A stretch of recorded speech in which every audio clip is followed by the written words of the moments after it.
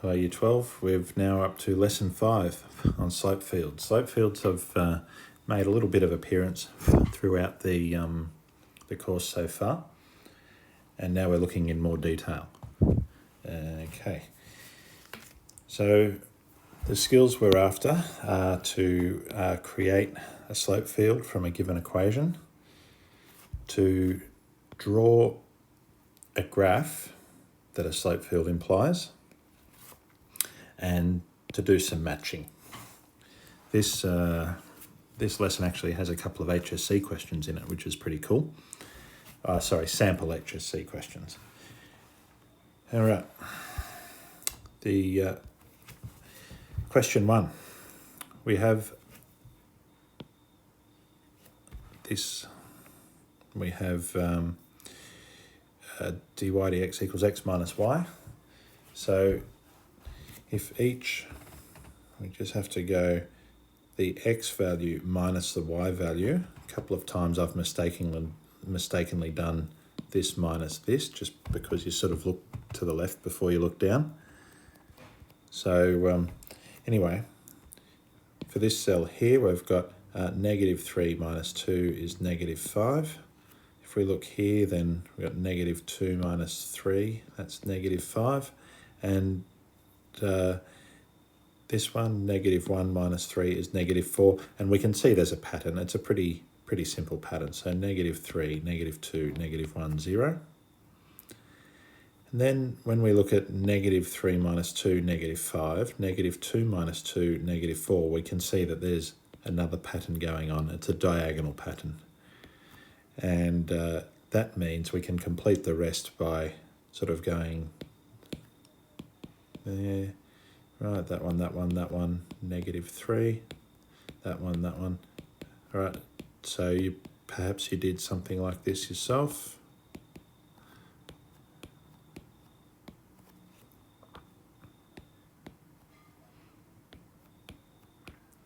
Probably should check this. So 3 minus 1 is 2. Yes, good. All right, so 3.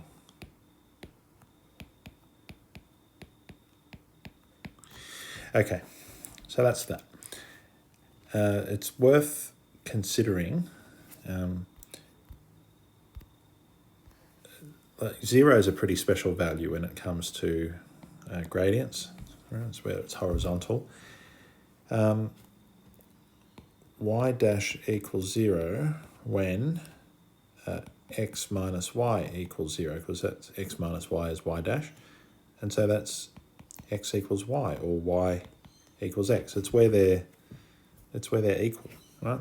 And this, if this were a number plane, this would be the line y equals x. It's important that you think about it analytically like that as well. All right.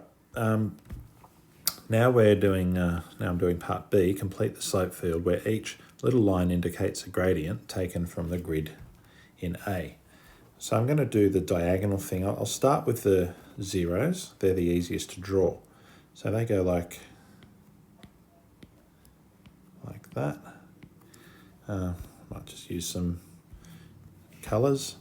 So I'll then do the ones, right? A gradient of 1 is at 45 degrees, so and negative 1 is it's going this way. Now there are grid points here, of course, so there.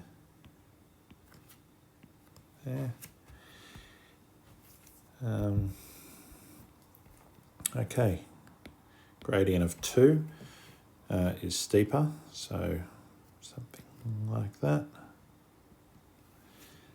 and negative 2. Now, of course, we're doing a sketch here, and it's hard to draw exactly a gradient of 2, especially when you're doing such a small line.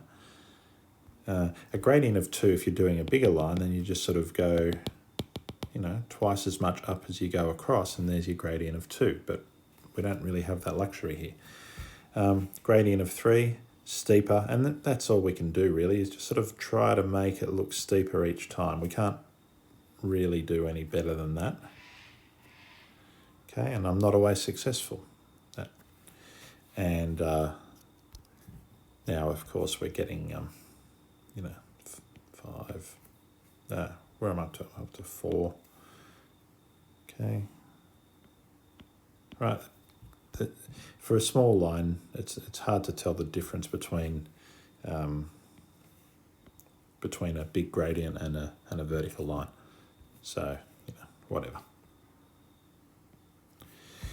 Okay, so there is our slope field. And while I have a slope field here, what does the slope field tell us? Well, it tells us that if a point, say, if a curve were to go through this point, then it would do so with a gradient there. And it tells us that, right? So in the immediate vicinity, that's what the gradient looks like. But of course, it doesn't continue through here, because if it went through here, it would have a gradient that. So you just sort of have to draw it, as one of the videos you watch will say, go with the flow. And it's important that you don't cross through any of your slope field indicators. I don't know if they have a better name than that, but right. And look what happened. I didn't intend this, but it happened. Actually, I didn't even do it right. I'm sorry. I was going to say I did a stationary point there, but the stationary point should be on the line y equals x. Anyway, this is not an exact science doing this kind of curve. What about starting here? So I think, that looks all right. Or it's important that you don't continue too far and do this, because I'm really cutting through that sort of direction there, right? You can't do that. I don't know what that is.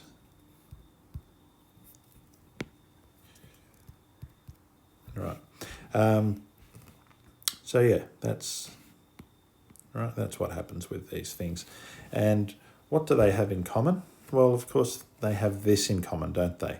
They're converging on a straight line. What line is that? Well, I'm tempted to say y equals x, but it's not y equals x. Y equals x is the one where the gradients are 0. It looks like y equals x minus 1. That's what it looks like. And that is like that, because on the line y equals x minus 1, all of the little slopes are 1, which means that if you start here, you go directly from one to the next. Your gradient never changes. So that's like the equilibrium of function here. So the common behaviour, as x approaches infinity, y approaches x minus 1. Okay, so that's the end of video 5a.